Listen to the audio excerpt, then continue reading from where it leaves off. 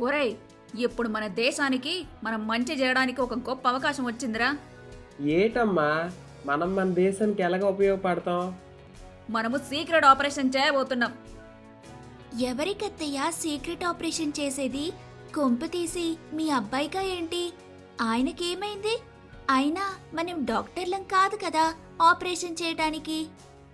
ఒసేయ్, నోరు మూసుకొని ఉండవే. సీక్రెట్ ఆపరేషన్ అంటే ఎవ్వరికీ తెలియకుండా రాత్రి సమయంలో ఆ దొంగ జాడ తెలుసుకొని అతన్ని పోలీసులకు పట్టిద్దాం. వామ్మో, మా అమ్మేటి ఇలాగ ఆలోచిస్తుంది. పోయి పోయి ఆ నక్సలైట్ గాడితో పెట్టుకుంటుంది. నాకు సావేం దేవుడో.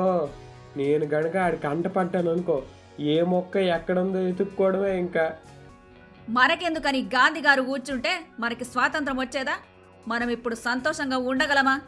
అందుకే నేను చెప్తున్నాను, నాతో పాటు ఆపరేషన్కి మీరు కూడా సిద్ధం అవ్వండి.